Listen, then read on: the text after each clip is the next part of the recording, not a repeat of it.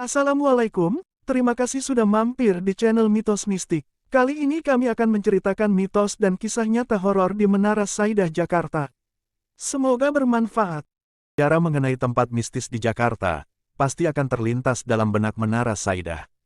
Gedung ini sudah dibiarkan kosong tak berpenghuni sejak 2009 silam. Berada di Jalan MT Haryono, Jakarta Selatan, Menara Saidah merupakan sebuah gedung tinggi yang tampak mewah bergaya Romawi lengkap dengan patung Julius Caesar. Tahun 2001, Menara Saidah diresmikan untuk sebuah kantor bisnis dan ditempati oleh banyak tenan kala itu. Bahkan hampir seluruh lantai terisi penuh oleh berbagai tenan. Namun sejak tahun 2007, satu persatu tenan-tenan tersebut beranjak pindah dan meninggalkan Menara Saidah. Dan puncaknya pada 2009 gedung mewah ini akhirnya ditutup. Dari beberapa kabar yang beredar, tenan perusahaan mulai meninggalkan gedung mewah ini karena konstruksi gedungnya yang miring. Mereka takut jika gedung ini akan roboh sewaktu-waktu. Tapi banyak yang mengatakan ada alasan selain karena konstruksinya yang miring, yaitu karena banyaknya cerita mistis yang beredar tentang gedung ini. Gedung mewah ini dibangun di atas tanah kuburan dan beberapa jenazahnya belum sempat dipindahkan. Banyak sekali kisah seram dari gedung mewah ini yang akan membuat bulu kuduk merinding. Bahkan cerita mistis ini sudah menjadi urban legend di kalangan warga Jakarta. Berikut beberapa kisah mistis dari Menara Saidah dari beberapa sumber yang dapat kami rangkum. 1. Sosok penunggu lift.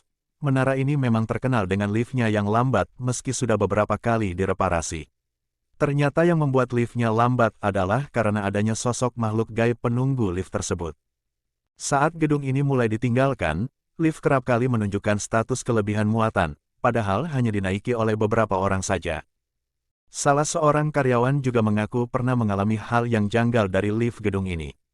Saat karyawan tersebut mencoba ke sebuah lantai menggunakan lift, anehnya lift tak kunjung menutup dan lampunya malah meredup. Akhirnya ia memutuskan untuk menggunakan tangga darurat. Namun setiap ia tiba di satu lantai ini tiba-tiba membuka pintu seolah mengundang ia untuk masuk. Padahal tadi lift ini tidak merespon saat ia hendak menaikinya. Janggalnya, ketika ia memilih tangga darurat lift ini malah mengikutinya. 2. Hantu wanita berbaju merah. Konon hantu wanita berbaju merah ini adalah sosok penunggu lantai 3 gedung ini. Hantu ini juga merupakan salah satu yang paling terkenal, karena ia sering menampakkan diri dan berbuat usil.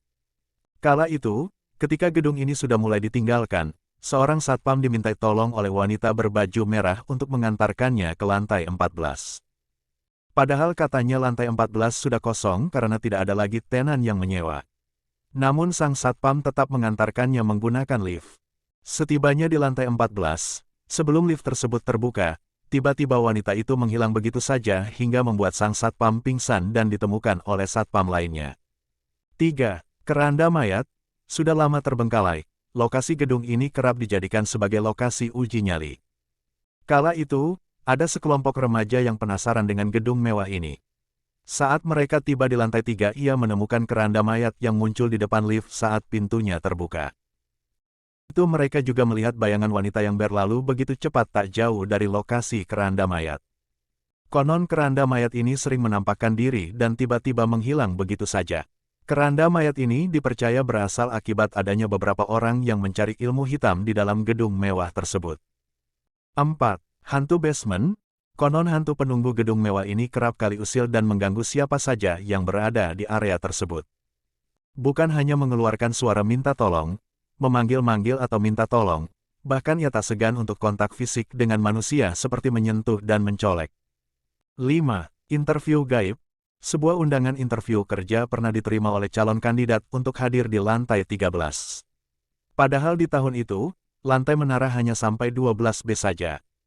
Saat ia masuk ke gedung tanpa bertanya ke satpam, ia masuk ke ruangan yang ia yakini sebagai lantai 13 karena di dalamnya ada cleaning service dan beberapa pegawai lainnya. Saat ia masuk ke gedung tanpa bertanya ke satpam, ia masuk ke ruangan yang ia yakini sebagai lantai 13 karena di dalamnya ada cleaning service dan beberapa pegawai lainnya. Sayangnya setelah menunggu selama 3 jam lamanya, HRD yang hendak menginterview tak kunjung datang. Karena sudah lelah menunggu, ia akhirnya keluar kantor dan menoleh kembali ke arah dalam ruangan.